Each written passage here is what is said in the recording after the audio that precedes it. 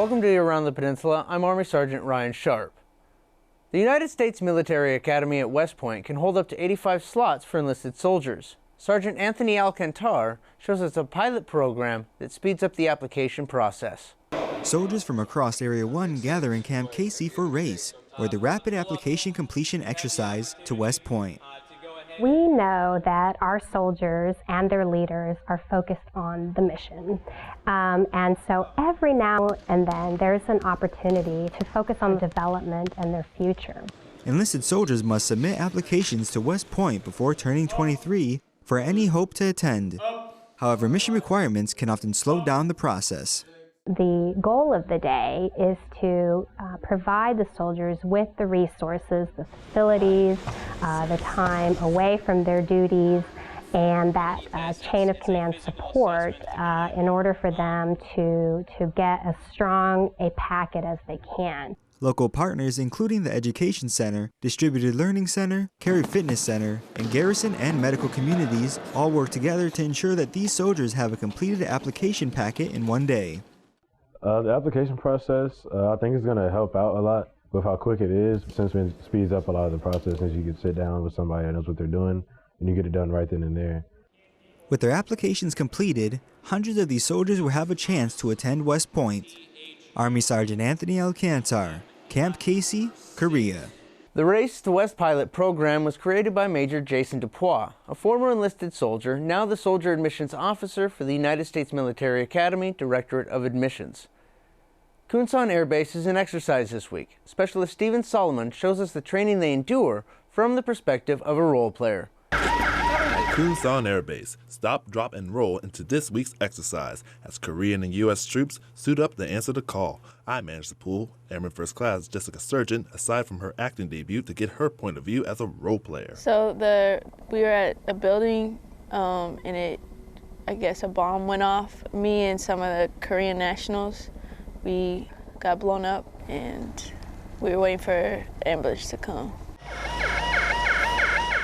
It was very interesting to see how the Koreans went up and started yelling how the building was going off or building got blown up, and how they were acting the part. And then for them to come up and talk to me, it was kind of like I had to use my hand gestures to tell them what was wrong. It was very interesting. When the wounds aren't real, the language barrier poses a bit of a problem, but that doesn't stop them from taking the training seriously and pushing through. I think, yes, they took a long time to arrive on scene, the ambulance, once they found out what they were doing, and they knew how to help me out and how to help everybody else out. So in that perspective, I think they did good. I am Specialist Stephen Solomon, Kunsan Air Base, Korea. We train as we fight so that we may fight to protect our country and our loved ones. Pets have always been considered part of the family. Army Sergeant Ricky Perez introduces us to a special place to take your furry family members when you can't be there.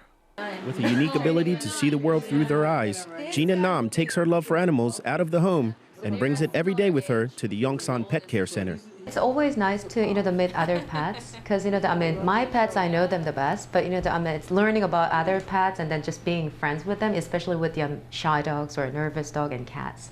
It's just knowing them and just being a friends with them finally, and that just led me here. Gina may seem like a natural pet whisperer, but even she keeps a trump card in her back pocket in the form of her dog, Sky. Well, this is Sky. This guy is very social lifestyle, so he became a friend just in a day. But the other dog, usually nervous dog or shy dogs, takes about minimum 3 days up to 1 week. When it comes to pets, all pets are welcome. We took care of the ferrets, and also we took care of the guinea pigs and chinchilla, maybe rabbits, no problem. And if bird is coming, then yes, we would be able to do it too. Not tigers. Oh, because I shipped them tigers, it was really scary. Okay, let's just say Gina does have her limits. Sergeant Ricky Perez, Yongsan, Korea. USAG Yongsan recognized Gina Nam as its Hero of the Week during the month of March for her work at the Pet Care Center. Giving back to the community is a rewarding feeling. Sergeant Matt Cromer shows us how spending a little bit of time out of your day can make a difference in someone's life. Seoul American Elementary School has put together a program called Leaders for Literacy, where military and civilian volunteers take time out of their day to work alongside teachers at the school in order to educate the children. The volunteers help with anything from reading to writing and arithmetic, and Nydia Green loves sharing knowledge and giving a hand whenever she gets the chance. I think it's a great benefit because these teachers work really, really hard, and sometimes they don't always have the hands-on time with each individual student. It's nice to have someone else there to lend a hand and be there with the teacher and help out. So I think that volunteering is a great benefit for anybody in the community because you get to interact with children, and that's kind of the best thing to me. The Leaders for Literacy program likes to make learning fun in a very unique way. I like doing eggs and ham. They have chosen for this to be Dr. Seuss Week, and the volunteers have come in to read on Dr. Seuss's birthday. The children sit and listen with giant smiles on their faces as Army Sergeant Eric Schmidt reads aloud because he understands the importance of making reading fun for the kids. And you know, it's a fun way of pulling them into reading and getting them involved and lighting that passion for literature that hopefully will take them throughout the rest of their life. Army Sergeant Matt Cromer, Yongsan, Korea. Leaders for Literacy finishes up at the end of May and is always looking for new volunteers. Performing everyday maintenance, routine repairs, and knowing your equipment can mean when it comes down to executing a mission, there are no issues. Senior Airman Emma Mahan shows us how soldiers from U.S. Army Garrison Humphreys make sure the job gets done. Ground and air support are key to maintaining control of a military operation, which is why ensuring the equipment used is functional and ready to go.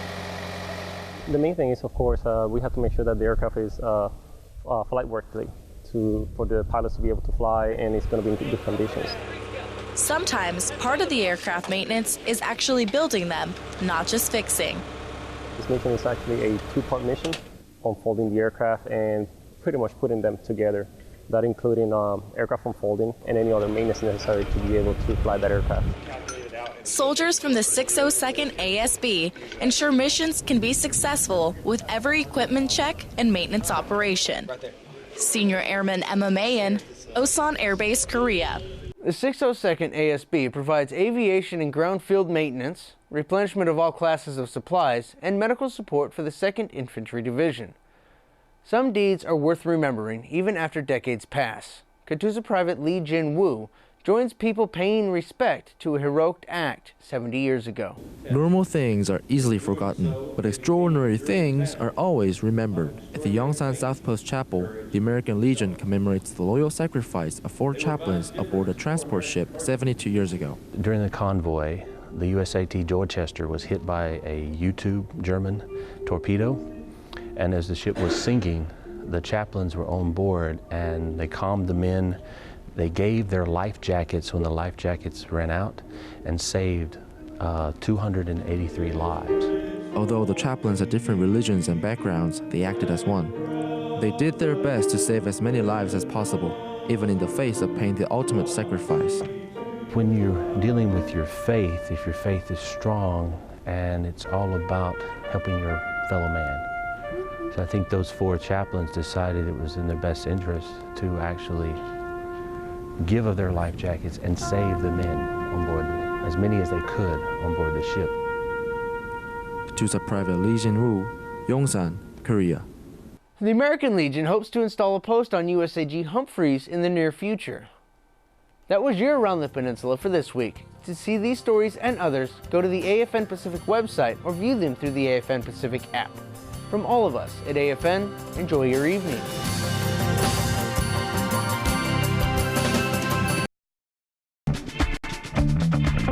This is the best! Wrong. This is the best. No, this is the best! Wrong again.